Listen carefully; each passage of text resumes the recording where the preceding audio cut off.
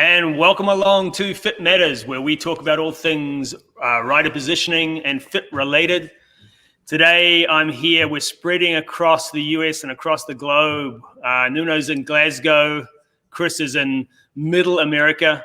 And I'm out here on the West Coast, just going to catch up with everybody. I think it's afternoon for you, right, Nuno? Hi, Greg. Thanks very much for inviting me. Yeah. Hey, Chris, what's going on out your way?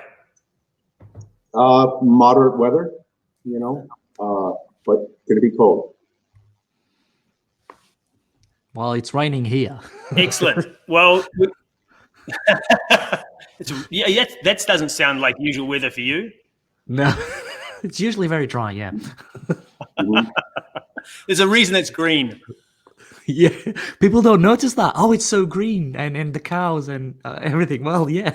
Yeah, that comes, we get the same thing back in New Zealand. So we've talked a little bit offline, and we talked about subjects, and as we said, we could go on for hours and days, probably talking about all sorts of things fit related. But knees seem to be the topic of discussion always when we're talking about rider positioning, and everybody has sort of their own views on it. I know, Chris, you've been talking with some researchers, and I know, Nuno, you've been doing a whole lot of your own stuff. Where do we go? Why knees? Why are knees so important? Well, I think, if I can start just going back in time, I was one of those guys when I started fitting that thought I didn't pay much attention to knees when I started fitting. And then as the fit schools started to develop, I became extremely focused on patellar tracking and on joint angle and knee over pedal spindle. And what was interesting is how deep you can go, how that, it's just an area of concentration. It's like, I'm not, if I don't know what I'm doing, or if I'm trying to come up with something that's valid, I can say, okay, well, your knee should track vertically, your patella should track vertically, which we know now is absolutely not true. Your knee should track perfectly. And at one point it was the tibial tuberosity should line up with the center of the spindle, and then it was the front of the knee, front of the spindle, blah, blah, blah, blah. But then with X amount of knee angle, this prescribed knee angle of, 25 to 35 degrees, which is huge. And I think that what ended up happening is I ended up positioning saddles high or far back, or actually just I was creating a scenario where people were focusing on their knees too much. They were focusing on their knees so much because I was focusing on their knees so much, when really, as you said before, Greg, the knee is the slave. It's kind of slave to the hips and the foot, and as you know, Nuno, from our conversations, that you're like, well, it's a thing, but it's not everything. So that's kind of my early history. I think it's progressed from there into looking at the knee as a variable in the context of bike fitting, and not the driving variable. I think more about pelvic stability and creating force. I think about float as it impacts me. I think about stance as it impacts the knee, but not necessarily the knee itself, rather than the muscles that are driving the leg in relation to the knee. Yeah, I think it's really interesting that knees, it's one of those things which it's easy to track. You can, it's one of the easier things, I think, in positioning a rider that you can measure, and there's variance. And I think we can fall into that situation of tracking the numbers because it's a number which is easy to measure, and we see variation, and but it's just one component. And I think that's a really interesting point. We dating back to the COPS theories and stuff like that, and using laser alignment, and those are all valid ways of assessing some of the biomechanics of the pedaling action. But I'm I'm not sold on the knee. It is a dumb joint, it's whatever the hip does or whatever the ankle does, the knee has to follow. It really doesn't have any choice, and its function is not when it's stuck between two highly mobile joints, and the knee is not a highly mobile joint. That's, I think, where most of the people see their issues manifest. And I think bike positioning, we tend to have chronic issues in bike positioning more than acute issues. And like dealing with any chronic pain issue, the site of the pain is seldom the source of the pain. So, looking at how we take or how we consider knees in the total equation, I think, is really vital. Yeah, I agree. I agree with both of you. I agree. I think we've established from talks, me and Chris and other members of the biomechanics and bike fitting community, we've established that knee and saddle height as a result of the knee joint is not the drive for the fit.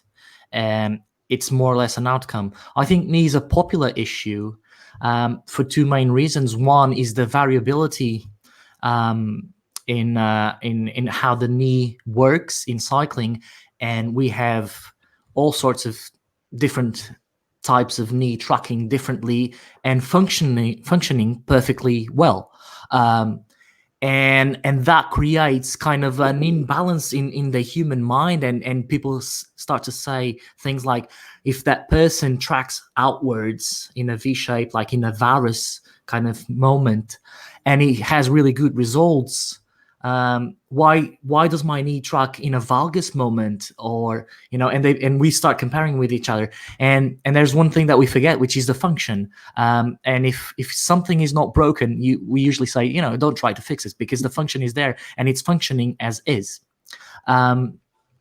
Like you said, Greg, the knee is really easy to track. It's easy to track for several reasons. It's one joint. It has very protruding bony landmarks that are easy to track, but also the knee is a hot topic, because, for instance, if you take the knee absorbs every force, every compression that you get, for instance, running, or even when you apply force on the pedals. It is the knee, kind of the relay station between what happens at the ankle, what happens at the hip. And if you take the spine as an example, we've got all those intervertebral discs acting as a whole to absorb those compressions. The knee doesn't have anything like that. It's got meniscus, right, and that's it. And so the compression and the forces are usually too great for that, and so there's injuries associated with that. If I can share my screen, I would like to show you. Sure. Share this screen. Can you guys see my screen, right? I can't right now. You should be able to click on your share screen button. Yeah. There, and that should come up. Let me just see if we go to this. Share my entire screen. Yeah. So there you go. No, I don't know. You don't have it? Interesting. No. Oh, well, anyway, I was going to show you a. Try this. No, don't have it. Yeah. Anyway, I was going to show you an image of Pozzo Vivo. If you guys know Domenico Pozzo Vivo, he's got a huge varus knee condition, and he's one of the best climbers in the world, right? And there, often today there is the mentality that if you see something that is not tracking correctly, then that needs to be addressed. But whereas I think most of us three think function first, and if it's functioning correctly, then there's no need to actually address anything, because there's nothing there to be addressed. Yeah, it's funny. Just this time of year as well, gets me thinking about knees when I see like all the riders going past the studio door, and it's cold outside, and everybody's still got shorts on. Well, wait a minute. Tell me what cold is. Well, okay, it's relatively. Come on, dude, it's cold. Give me the number. I mean, you've got to understand, we get down to like 12 or 13 degrees Celsius here in the winter. It's chilly. No, but yeah, it's relative relative cold, the body adapts. But I know. I think there's some interesting research about what happens to the synovial fluid at different temperatures, and I think that's a pretty constant, and we understand how that reacts. But the number of people out riding without knee coverings in colder weather, and then the phone starts ringing, or I start getting emails that my knee's starting to hurt. Can I come in and get you to look at my fit? And, obviously, typically there's nothing wrong with the position. There's just something wrong with the knee. So, there's not only is the knee doesn't have the capacity to absorb shock very well, it doesn't have the capacity to temperature shift. So I think that's another, that's another issue which is out there, which is something people, experience quite a lot. Yeah, absolutely. One of the things that's really interesting to me is the variability in bone morphology. Is this here? This is someone else. This is sorry to interrupt that. I just got it to work. Yeah. This is someone else. But look at his knee. Look at his left knee. Look at that. Yeah. Well, it's interesting. There's this guy that's a professional football player I work with who's extremely valgus, and he said to me, I said, wow, you've got some really valgus knees. And he said, yeah, but you know what? Nobody can push me down. Exactly. When I brace, nobody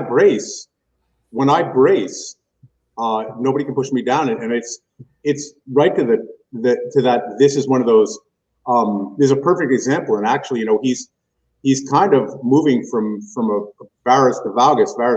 He's all over the place. Yeah, it's all over the place, which, it's interesting there. You almost see, and I'm just looking at the picture now. There's some tibial varum, almost from a bone structure standpoint. Yeah. And then he's got this whole funky thing going on with that left hip where he can't control the medial collapse.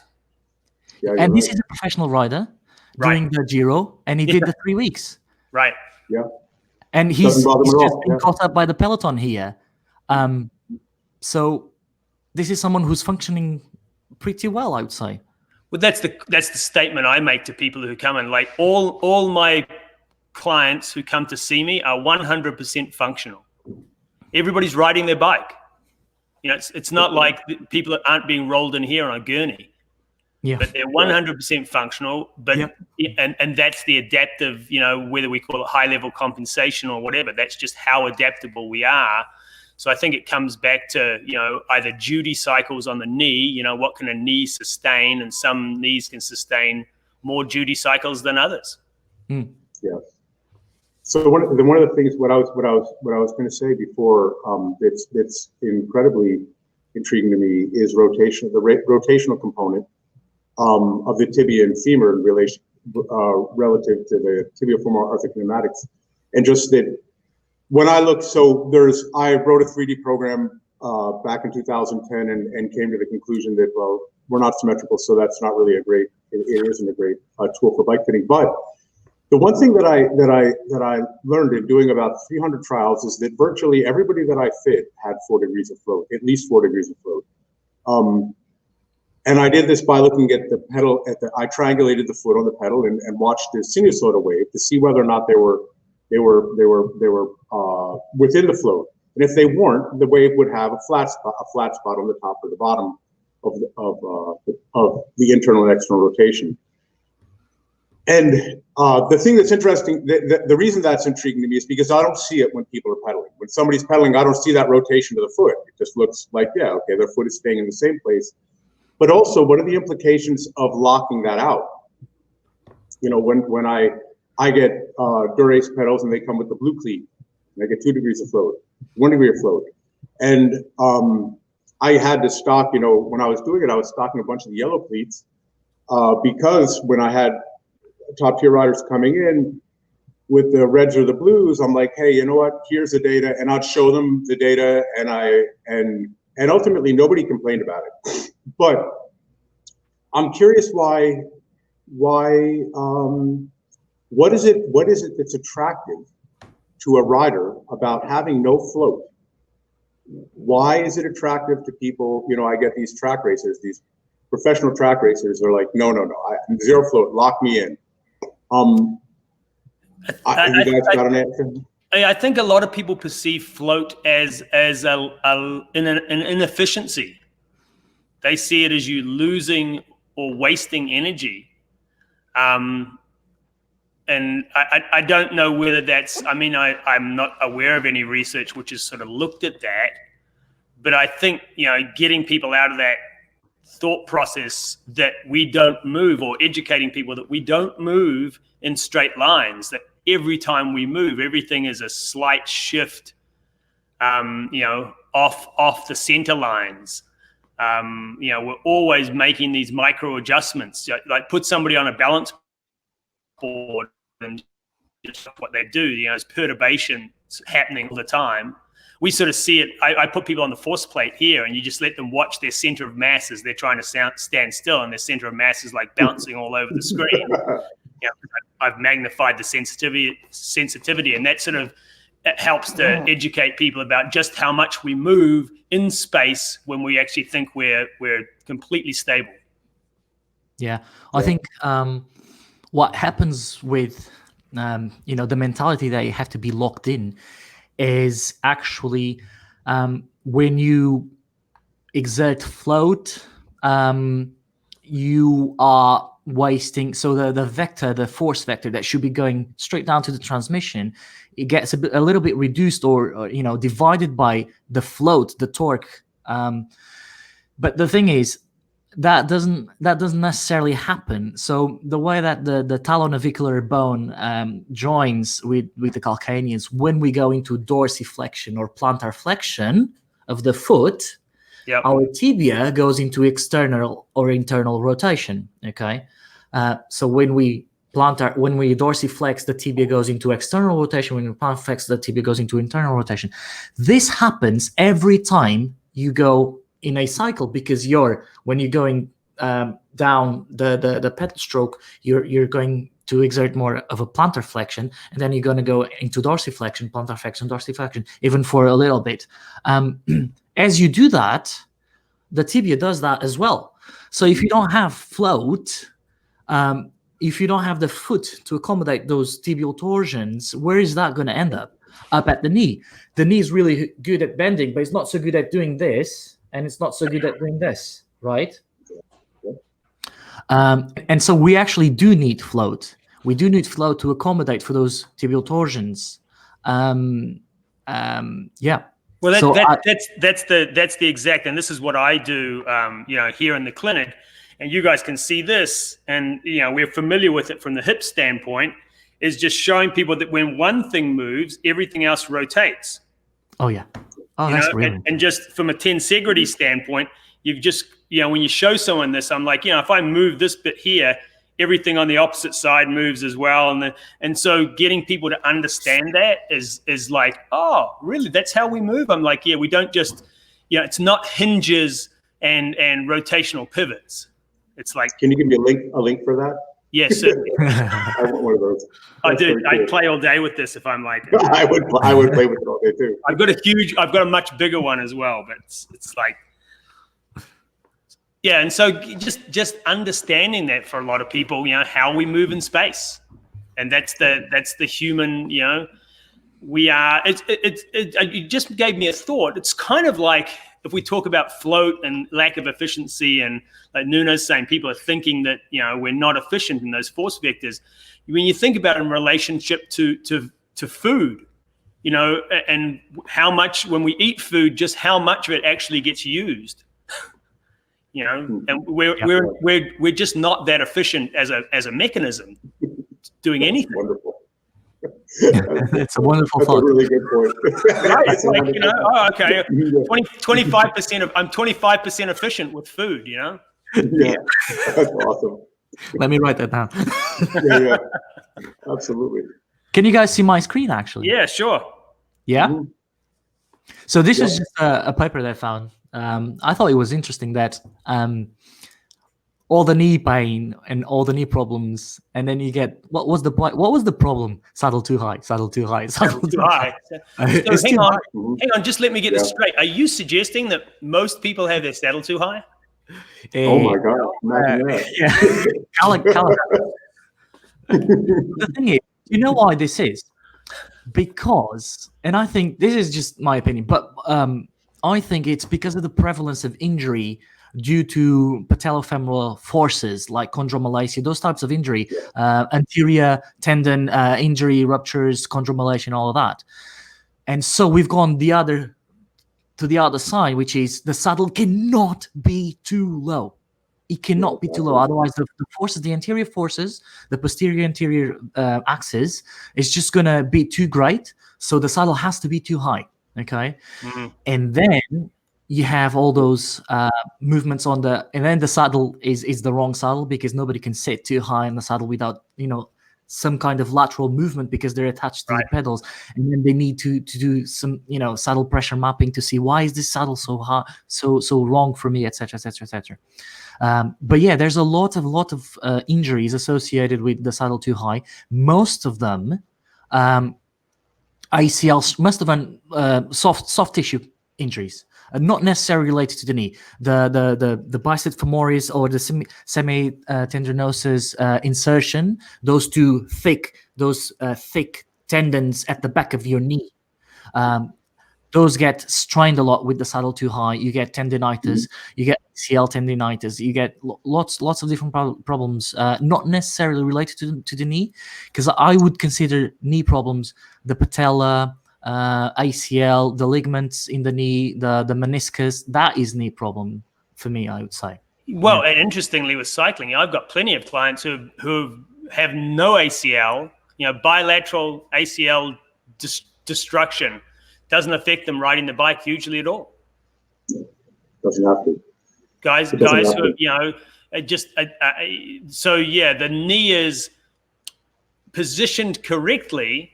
The knee has huge latitude in its dysfunction to still perform, if that makes sense. I don't know whether I explained that correctly. Yeah. Well, I think the research, you look at the research also, and I think that, one of the things that they're not looking at is cleat position, which I think has much more impact on knee, anterior knee pain. I see, when you look at the low saddle height, it's anterior knee pain, patellofemoral compression, blah, blah, blah, blah, blah. Well, though there was patellofemoral compression in the high saddle position too. But I look at cleat position, where's the cleat on the foot? What part of the foot are they pushing through? If my cleat's all the way forward and I'm pushing through the ball of my foot, intentionally pushing into the pedal body, well, the recruitment patterns that I've seen working with EMG is that the recruitment patterns are more distal towards the knee, distal quadriceps, versus a lot of the posterior chain where that muscle tension relationship is pretty much non-existent. Yeah, it's interesting. So that brings up a really interesting thought process. Now, we've talked about, and everybody's talked about the knee over pedal spindle as, that was where everybody was for a long time, and it was not without its issues. And then we've sort of moved away from that. But interestingly, and it just sort of came to me as a thought process, the knee over the pedal spindle would work if the cleat was in the correct position on the foot. Because if we equate it to something like deadlifting, if I'm working with a high, capacity deadlifter, someone who's pulling a lot of weight, if we keep that knee over the right place in the foot and we're trying to keep the tibia as vertical as possible, we can put huge amounts of load through it. So if you were to position the knee over the pedal spindle, given that the pedal spindle was, no, that's not going to work. I just thought that through. It's exactly the opposite. What a dumbass. No, I don't think it's a dumbass. I think that's what it does is it makes me think. The first thought that came to mind when you were telling me that is, well, that makes some sense. And then I think about the variability in posterior tension, where some people have to ride. Some guys, I get guys come in. Some of the fastest riders I know have saddles that look, it's almost instinctual. They look too low to me, and they almost instinctual. They look too far forward to me. So yeah, I don't think that's it. Yeah, but that's always been, if you can keep the knee has a huge amount of capacity to it as long as we don't go out near its end of functional range. Yeah. And we don't. That's sort of one of the other discussions is that the human condition is so used to having a having terminal knee extension and hip extension, that being positioned on a bicycle feels very foreign to a lot of people, especially runners. Yeah. Oh yeah, so much. That's a big challenge I have with triathletes, is getting to adopt a good saddle position. And so to try to convince myself out of that. So what I do with triathletes is I try to get them to become more of a pedal masher, because they do want to dance on the pedals, or I should say, I like dance like a ballerina, they're pointing. And they want that saddle super duper high to the point where they're basically in that screwing home. I mean, it's literally the bike is pedaling them instead of them pedaling the bike. Right. But so I'm always playing mind games with myself, trying to understand why something is, and I know it's because they run blah, blah, blah. And I'm like, well, maybe for a short period of time, I was like, well, maybe having a triathlete's position higher will help them run off the bike, because their hamstrings are in a constant state of lengthening, but that doesn't, I tried it didn't work. I went with it for a little bit, and I'm like, okay, no, that's not it. The forward saddle position for the psoas, I get that's logical to me, and it seems to make sense. But those are the hardest times to get that. That's almost like accommodating around their poor function, because we know, it's like, oh, you've got super tight, iliopsoas complex, and we're just going to position around it. So that's like dealing with the symptom rather than dealing with the cause, right? And the problem is that not a lot of people want to deal with the cause. Part of the reason we have so many of these issues is we have this sedentary lifestyle. So many people spend so much time seated, and then going from that flexed hip position of being seated to going to a flexed hip position on a bicycle and trying to produce large amounts of force. That's where the problem comes in. Yeah.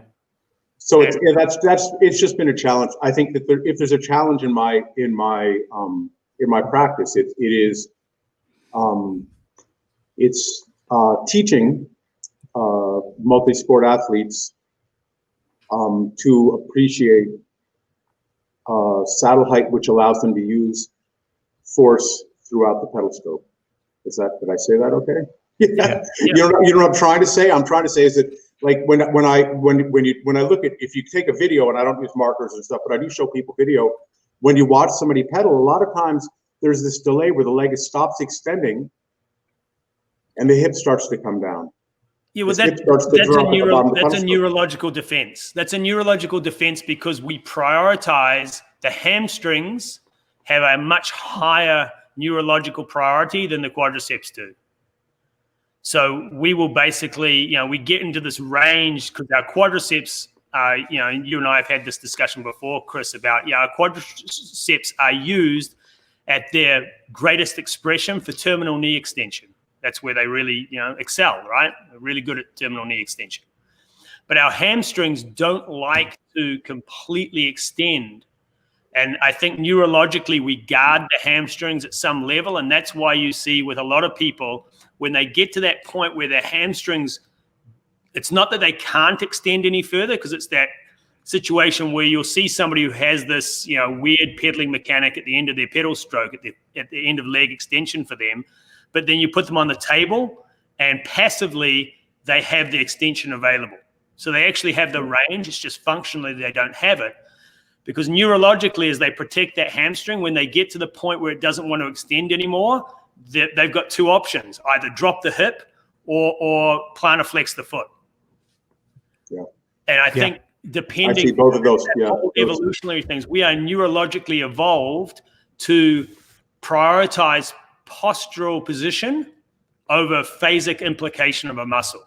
So we would much rather be upright than be moving. And for me, I tell a lot of the people who come to see me, that's illustrated by, if you're moving over uneven ground and you lose your balance, the first thing you do is you just freeze and everything becomes, hypertonic.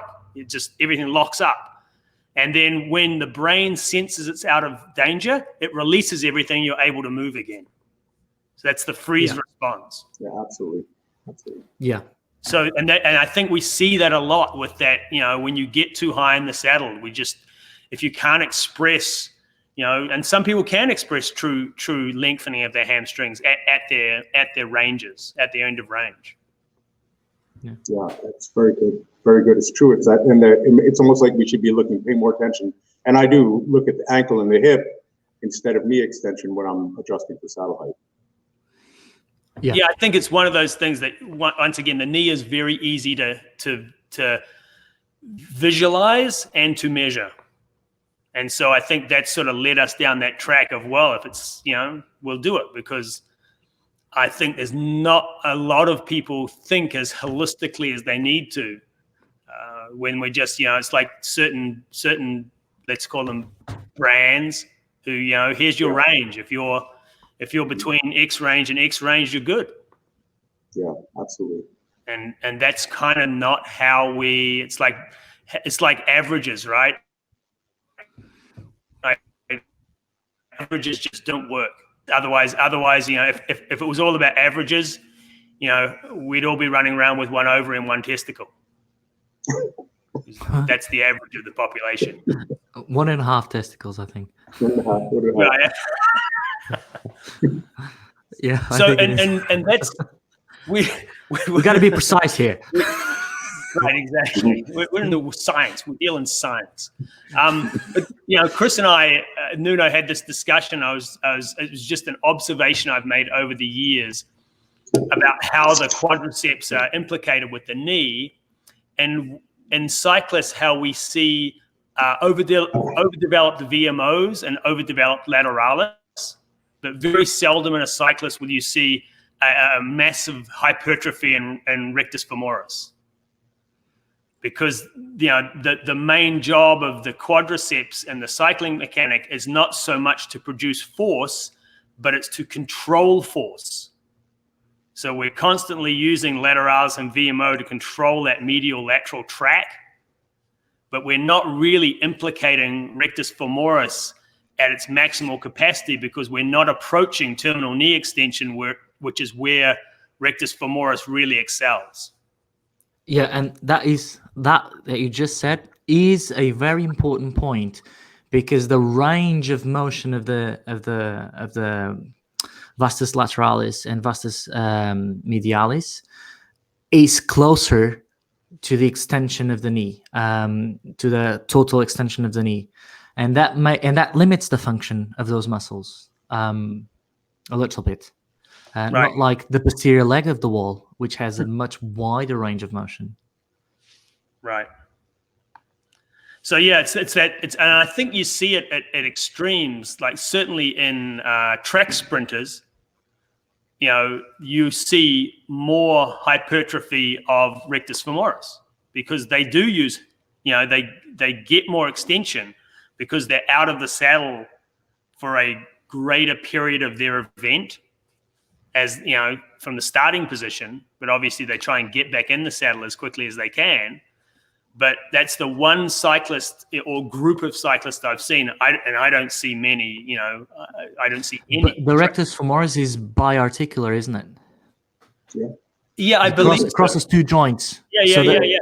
The fact that you have to close so when you're standing and you have to pull up that knee, that is the rectus femoris. Yeah, and the or kick it, or to kick it. This guy Tom Coleman, who's really smart guy out here, fitter, he has his cyclists, the people that he sponsors, cycle through different pedaling styles, and one of the styles that they use to combat fatigue is the kicking. And you do have to have good patellar tracking and a large patellofemoral, patellar tendon, and how to do it properly. But the pennation of that muscle is conducive. Kicking a soccer ball, you can kick a soccer ball.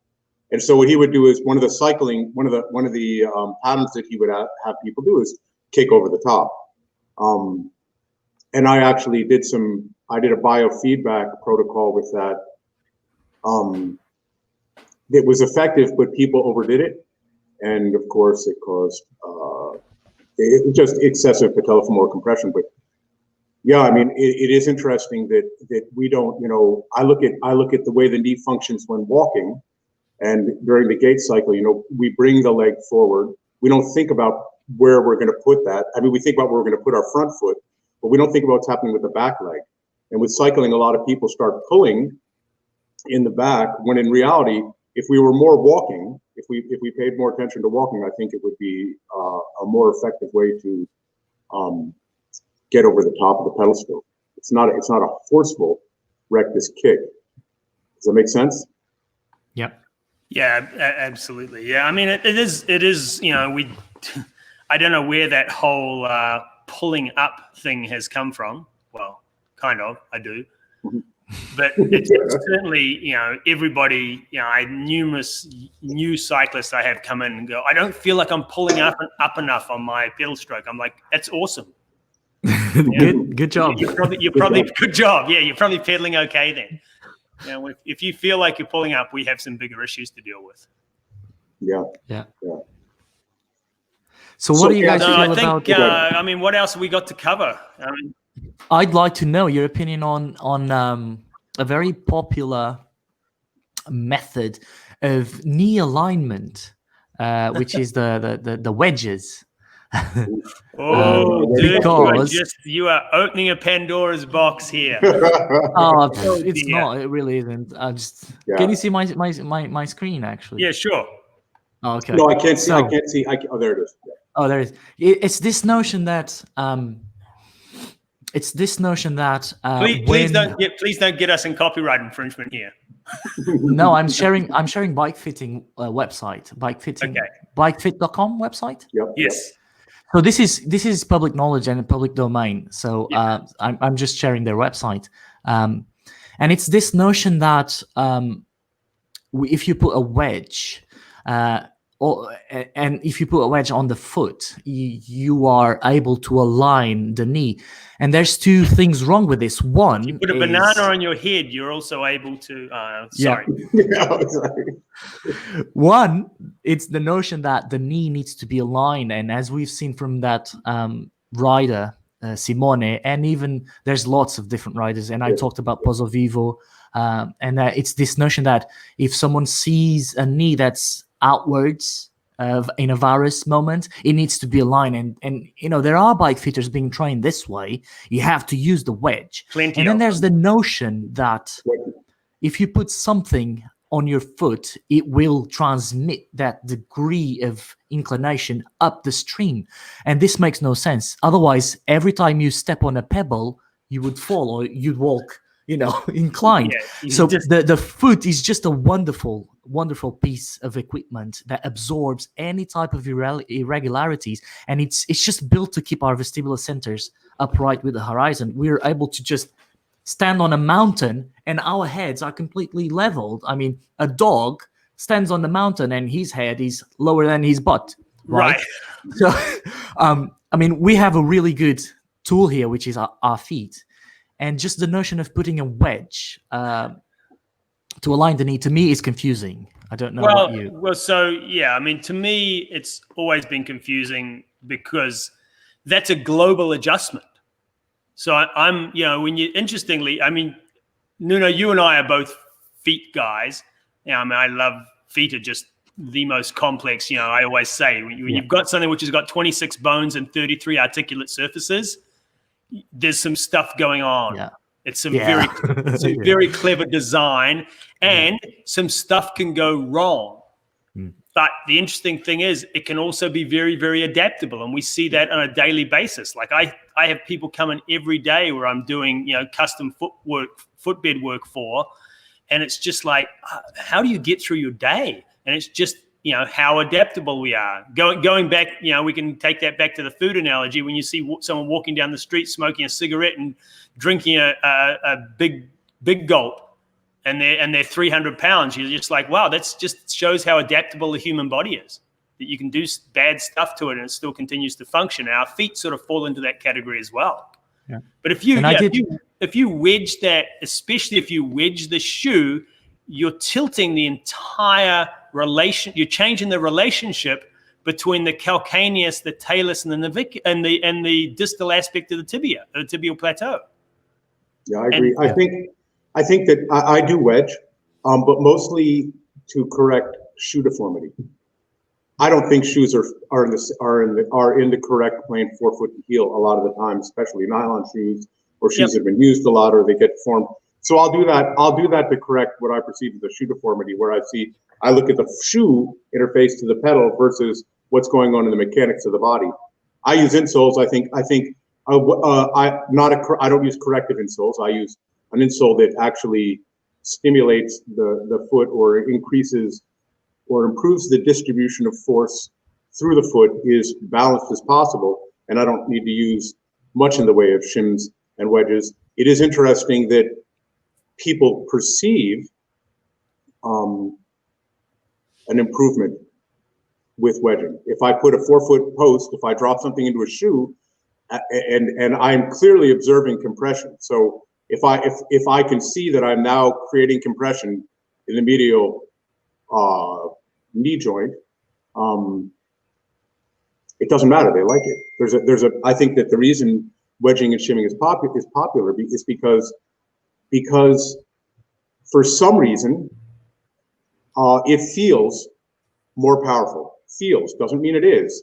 Well, I don't understand. That's because we have a huge amount of proprioception coming out of our feet. Our feet are incredible proprioceptive devices, and so you make an adjustment there. People feel different, but that doesn't correlate with optimal. If that's because I will 4-foot wedge people, but I very, very seldom will full foot wedge somebody because I would rather get joint centration through the calcaneus and the talus and the distal aspect of the tibia, and then look at what's happening to the 4-foot to look what we need to do to correct the 4-foot. And I feel the goal of increasing proprioception out of the foot is the ultimate goal for me. Yeah, I think so too. What do you got there, Nuno? Oh, this is just a quick example of someone that came in the other day, last year actually, who was presenting with localized pain in the fifth metatarsal, in the tuberosity of the fifth metatarsal. That's that bit, that blue bit over there on the left-hand side. Can you see my mouse actually? No, I cannot see your No, mouse. not really. That's okay. So the blue bit on the first image, on the top image, and often that's due to the shoe, compressing on that side. But as soon as, and I measured him, and they had underneath the insole one of those specialized wedges, right? And as soon as I took that off, I took the second image, and the second image shows just a better distribution of pressure, and immediately he felt relief. Okay, and then I did a little bit more, so I tried to smear that pressure, increase the area with an insole, and I happened to use an insole that I had, which did not facilitate the navicular arch, the placement of the navicular arch. So it was in the wrong place. The height was right. I would want that arch moved a little bit towards the heel a little bit more, but that insole didn't have that facility. But still, you can see that step 1, step 2, step 3 kind of is an increase in not only the pressure distribution, because that's what we want, because the force is the same. He was pedaling at the same cadence and wattage, yes. And this is what we want. So often it is the case that, and this person just put a wedge in because he thought he had a pronated foot or a supinated foot. I can't remember now. But this just shows that when you put a wedge, and I forgot to mention, nothing happened to the knee kinematics. The knee was the same in all 3 conditions. So when you put a wedge, most likely you're increasing or changing the center of mass on the foot, changing the pressure on the foot, nothing happening at the knee. And this is what you have to be aware of when you use wedges. Because if you use wedges to correct the knee, I think there are some studies out there that look at wedges and knees, but you have to use wedges as thick as this, like 15-degree wedges, for it to have an impact on the knee. Well, but I think where the wedge really, I think, gets traction is it just comes back to this reductionist approach. It's like, when you see that picture and it's out of alignment and and the force vector is Yeah. changing directions, and then you align everything in a straight line. Well, that does look good on paper, but that is very seldom how we work and function. And it is our society has come to a point where we love the reductionist approach. Oh yeah, like when I was doing the 3D program, one of the hardest things for me to do was make so I did it in terms that would make sense to people. There were data points that were numerical, and then there was and then I did some visual and I was trying to make the knee look like it was tracking vertically. And the amount of modification that I had to do to the data, the smoothing and the stuff like that, to make it look the way that that it would look if somebody said that knee's tracking properly, it was borderline unethical. Yeah. I think the number of people I see from a foot structure who actually have the biggest problem, and it'd be interesting to hear your take on this too, Nuno, is it's just it's medial arch collapse is probably 85% of the issue that I see every day. And people are like, oh no, I have a varus forefoot or something like that, and I'm like, okay, well, let me give you the correct amount of medial support, and we get joint centration through the rear foot, and it's like, oh look, no, you have a neutral forefoot. Well, and the other one I see a lot is, and this is hallux limitus or hallux rigidus. In triathletes specifically, which has no bearing on the bike at all. But if you're a triathlete or in your everyday function, it has a big bearing. Tell them what that means. So it's when the big toe, the first ray, the joint mobility has started to reduce. And it can be both, I think, a genetic trait, and it can be an environmental trait as well. Sometimes, we see it on both feet bilaterally.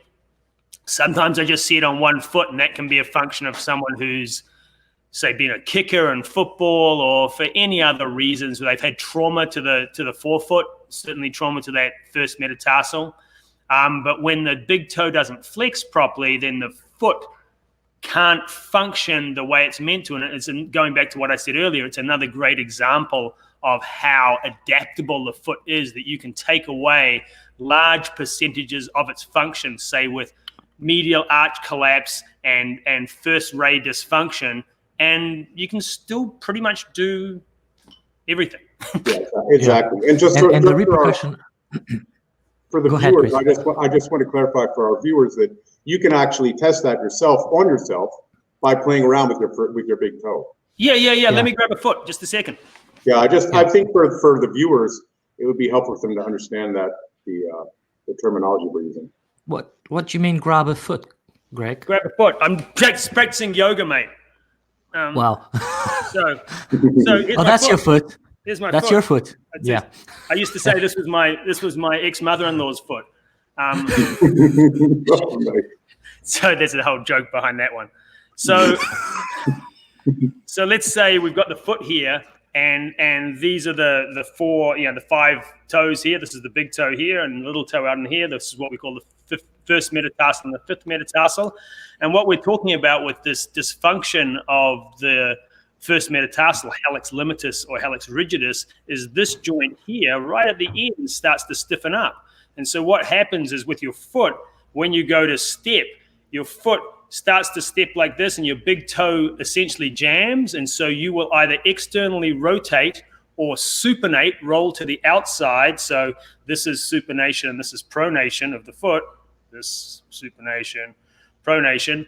You will either externally rotate or supinate early if this big toe joint doesn't function the way it should. And it's a really common, like, Nuno, how often do you see it? Not very often in cycling, to be honest, but I don't know if it's because of Glasgow. Yeah. I see it with triathletes a lot. Yeah, triathletes and runners. The thing is,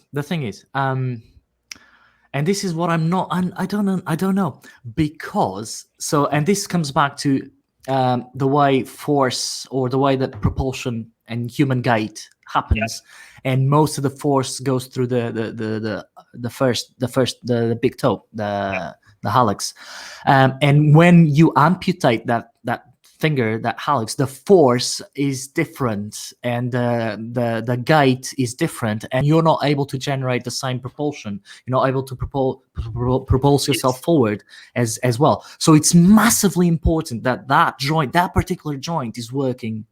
Well, I very think well. Not only is it a joint function, I think that goes back to the level of proprioceptive feedback coming out of your foot. And I think it's a very high level. I'll look back through my files and stuff like that, but I've got the research somewhere. It's a very high level of proprioception coming out of that big toe. So not only is it a function issue when you take it away or take away its function, but it's also a neurological issue where you almost get a neurological limiter. Yeah. Where it's like, I can't sense it's there, so I'm not going to put force. I'm going to limit the amount of force we're putting through that, that area. So this is a can of worms. Because, I like that can of worms. That's a good one. Because not only because of the level of proprioception and how you can change things in the bike fit just by addressing the feet and addressing things at the foot level. And you can even make things work kind of as a placebo, by showing them or by introducing something at the level of the foot, and then it works as a placebo to increase stability elsewhere. So that's the proprioception side of it.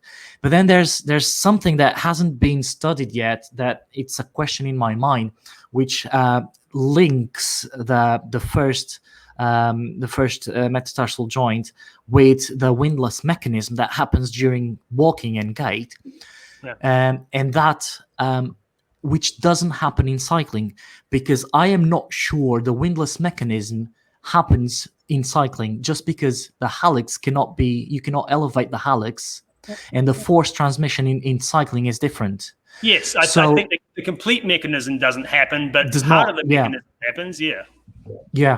Part of it, And so, in other words, if we made bigger shoes, I don't know, and I would love to see a study. The first digit, we'd get more. We'd sprint better.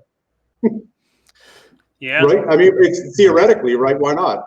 I don't know. So just for anybody who's watching who wants to just unpack what Nuno was just saying, when he talks about the windlass mechanism is the mechanism of the foot through each gait cycle. So the gait cycle and human gait, clinically, human gait is described as a series of controlled falls, where we move our center of mass over our contact point in our foot, and we basically, the foot, first it collapses to the center line, where medial collapse, then we go up onto the toes, and then we supinate, we roll out to the outside, and then we come back from the heel, and we sort of go in this circle, or I guess it's technically triangular motion, because the foot is essentially a tripod of the heel, the fifth toe, and the first toe. But in cycling, because we never move our center of mass forward of our point of contact, the windlass mechanism doesn't have to operate. Is that a fair enough description, Nuno? Yeah, and I don't even know how much you wind the plantar fascia, just because the hallux you cannot dorsiflex the hallux. So I don't know how much do you wind that fascia, or if you wind it, or if when you elevate your finger during the pedal cycle, is that enough to even stretch the fascia to the point that the navicular suffers a raise or not? So when I say I don't know if the windlass mechanism even happens in cycling, this is what I mean. I don't know, because you have to wind it. And what Nuno's referring to there is the fascia, and he's referring to the plantar fascia, which is everybody, it's a common, I have plantar fasciitis, which that's not a diagnosis, that's a symptom. So that's the soft tissue which runs underneath the foot, which runs all through this part of the foot here. And when we're walking, it's constantly being stretched. And it kind of works a little bit like a leaf spring, where it stores some energy when we weight it and compress it, and then returns some of that energy. But in cycling, because we never compress the foot, or we shouldn't compress the foot in the same way as walking and running, the question is that does or does not that does not happen. And there's several questions regarding the navicular height of an insole, because when you're running, the compressive forces are too much, and the navicular drop is X. Yeah. But in cycling, the navicular drop is X plus something, just because the compressive forces are not great enough to drop that navicular arch. So I would even argue that you have to have a higher navicular arch in the insole in cycling than in running. For sure, I 100% agree with you. Yeah. You will sustain you will tolerate a higher navicular starting position in cycling way better than you just wouldn't tolerate that position in running. Yeah. In correction. Do you guys do the navicular drop test? That's all. No. Well, I mean, I don't know. Yeah, and I measure that in every fit that I do with, yeah. It's worth measuring just to see, and that gives you an idea of it. Yeah. I just kind of look and I say, hey, look, this is what it looks like. But you've got a device. You've got a device behind you which is better than theory, which is you can actually I make insole. I do the custom make insoles and sand them down. Yeah. Greg does that too. Yeah. Oh, yeah. Really, also, I'm the only one. I think it's vital. And we're going to get you those, Nuno. I'm going to get you set up. Yeah. I think it's definitely one of those things from a cyclist standpoint, from a bike fit standpoint, just having, because no manufacturer even supplies a acceptable, in my opinion, footbed or support or medial arch support in their cycling shoe. I don't think there's a manufacturer out there. Who am I missing, guys? No, the foot's too variable. Yes. There's too much variability in the foot. Exactly. So maybe next episode we can talk about what Chris does with his insoles, because he mentioned something that was really clever. At the same time, I was reading something about plantar heel pain and fat pad atrophy and stuff like that. And the two of us just combined the knowledge, and he was like, oh, so that's why they prefer this thing that I do. It's the heel cup. Like I size up the heel, make a heel cup that comes up around the heel, grind it down so it doesn't take much space, but it stimulates the area around the heel. And I'm like, well, why does that increase a rider's stability on the bike? Up the chain, exactly, and that's the proprioception that we're talking about, and that's the feedback mechanism.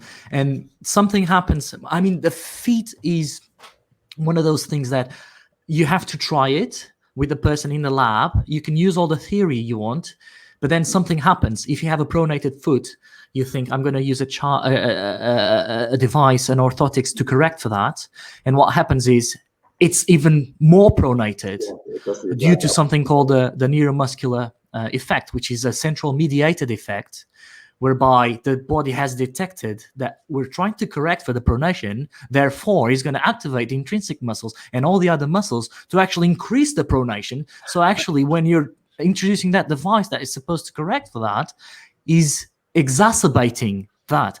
And this central mediated effect it's so variable, and it depends on how aware you are of your proprioception.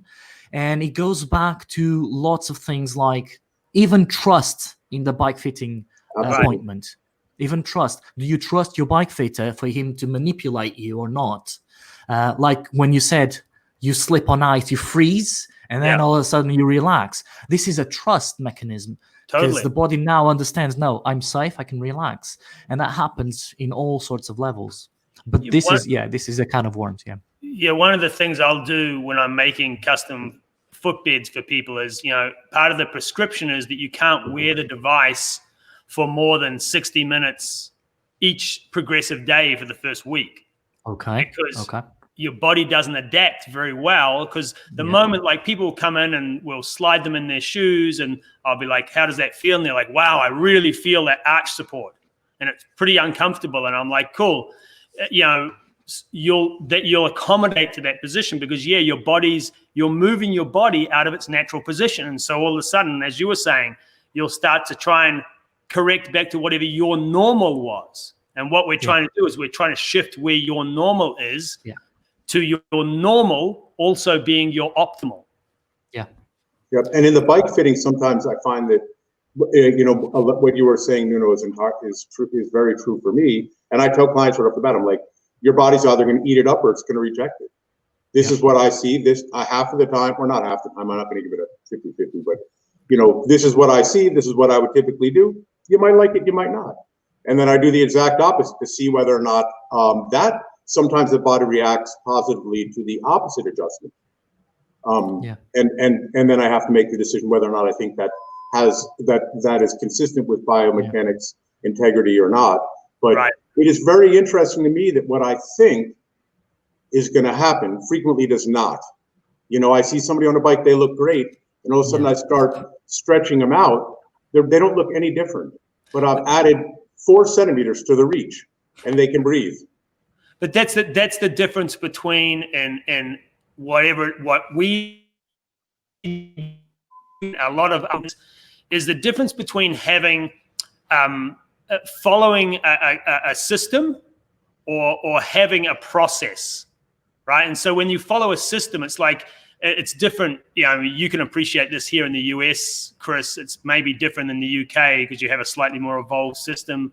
Nuno, is that if you go into physical therapy with X injury, they have a system where you do 4 weeks of this and then 4 weeks of that and then 4 weeks of that, and then you're discharged and you're good to go.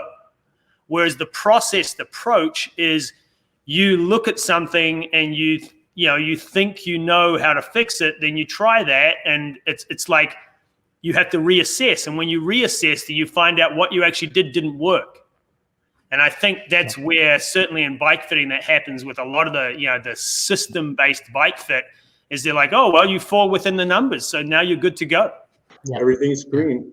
Right? Yeah. And it's just, the human body is just the most incredibly adaptive mechanism, but it doesn't always adapt the way we expect it to adapt. No, yeah, absolutely. And that's one of the dangerous, but also one of the things that I think is that's why we're an apex predator.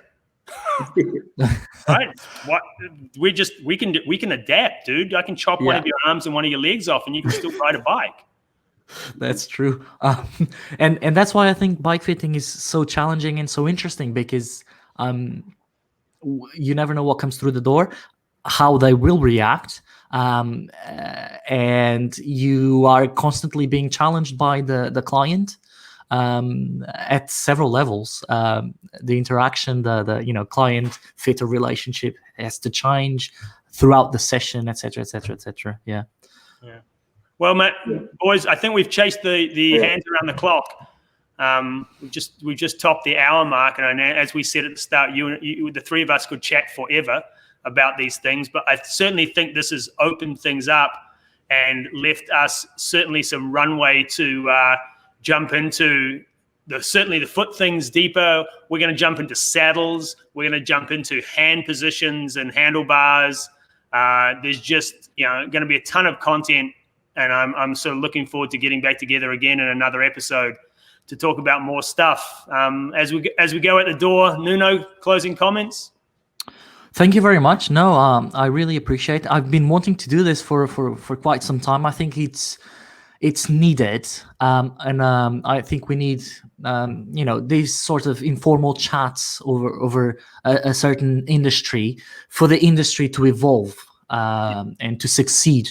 There needs to be the spread of knowledge, the share of knowledge, and people like us that are willing to just open our failures to the world and open our experiences. I think it's healthy, and it will benefit the industry and will benefit our colleagues. And I thank you, Greg, for the opportunity, and Chris as well. Awesome, mate. And Chris? I just think it's great that I got you guys together. I've been wanting this for a long time. I mean, you guys, I talk to a lot of people in the industry, and you guys are really smart people that think outside the box, but also use practical application as much as theory in what you do, and I really appreciate that. So thanks for having me on this. Thank you, Chris, and I thank you both for coming on. And once again, we've finished an hour with more questions than answers, and that's the great way to be.